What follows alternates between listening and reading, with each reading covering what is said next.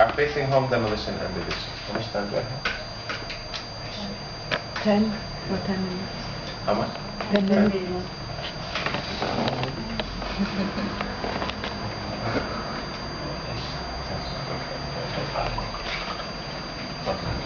So also the Mahatta ghetto is separated from the rest of the city by a wall. Right? The wall isn't only in the West Bank, but this one is not called a security barrier or security fence. It's called an acoustic barrier. This is to stop the Palestinian sound from traveling to the rest of the city. So it takes, from here where I'm standing, it takes about 30 to 40 minutes to walk to the main street where you can catch a bus or where you can go to anything in the city, to work, to school, to hospital, etc. through this wall. Every 2 weeks there's a home demolition in Amdid. Every week to 2 weeks there's home demolitions in the Naqab, in the Negev. And these are citizens of Israel. In Jaffa was the biggest Palestinian city, around 100,000 people in 1948. It was the cultural, economic, largely political capital of Palestine. All of the cinemas, the newspapers, etc. were here. The theaters, the cafes, the radio stations. In 1948, most of this population was expelled, like everywhere else.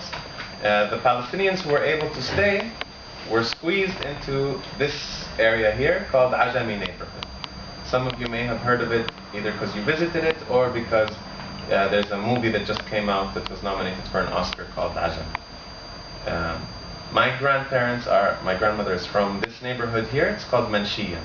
This way is north, this direction, and just north of Manshiya is Tel Aviv. Right? Today, Tel Aviv has swallowed Jaffa, as well as 6 villages that were destroyed around Jaffa. Right? Tel Aviv is the biggest city in Israel. So I just show you a photo of my grandparents' neighborhood. This was Manshiya before it was destroyed. So Manshiya in 1948. Today, Manshiya is a big open park with a beach.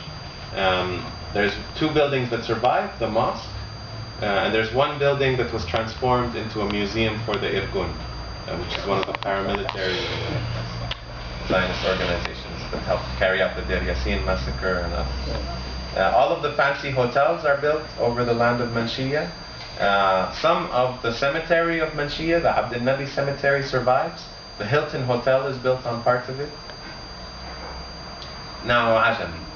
In Ajami, there are 400 Palestinian families facing home demolition and eviction. Unlike in the other places, this is not the effect actually of a law or a policy, like a written policy. It's through economics. All of the land in Ajami was taken under the absentee property law that Stephanie spoke about. And it's managed by a government company called Amidar, which is like the Jewish National Fund, but operating in the cities. And the way that Amidar is working in Ajami is they will give long-term leases, like 99-year leases, to development companies that will come in and take like 2 or 3 houses and destroy them and build a very fancy, very expensive, like condominium building or a villa that will cost $1, $2, $3, $5 million, right? And then very wealthy institutions or people, sometimes embassies, sometimes corporations, sometimes individual wealthy, usually almost always Jewish people from London or Paris or Amsterdam or Berne, will come and... Say it out loud.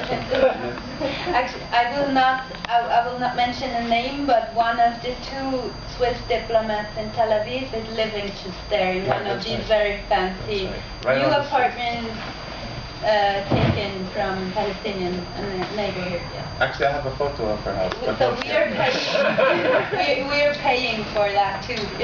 Is it the military officer? I will not say who. So you can see from this photo, and anytime you go to Ajami, the northern part of the neighborhood is the rich Jewish part, and it's expanding, right? So houses are demolished, and then the new big ones are erected. Palestinians in this area were not allowed to renovate their houses for a period of around 40 years. So if you wanted to paint the wall, or if the ceiling collapsed and you wanted to fix it, this was illegal. If you go to Ajami, any open space you see like this, is a demolished home area, right? This was a very overcrowded ghetto, remember. So any open space that you see is houses that were demolished. I'm skipping things because of time, but I think it's important to talk about the Jewish National Fund today. Stephanie mentioned how the laws incorporating the Jewish National Fund are some of the most important apartheid laws in Israel. The Jewish National Fund is a private institution, right? But essentially what the state did through the laws that Stephanie mentioned is essentially it gave over authority over decision-making regarding land, over 93% of the land in Israel, to the Jewish National Fund. It's a little bit more complicated than this, and I'm happy to discuss it more in depth, but this is essentially what happened.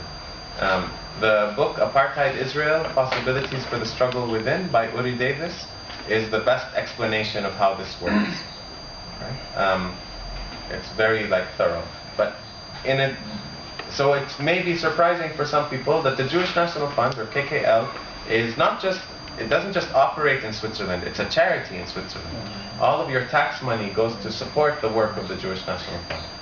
Right? So the question is why? How does a central apartheid institution get to be a charity in 52 countries around the world, including Switzerland?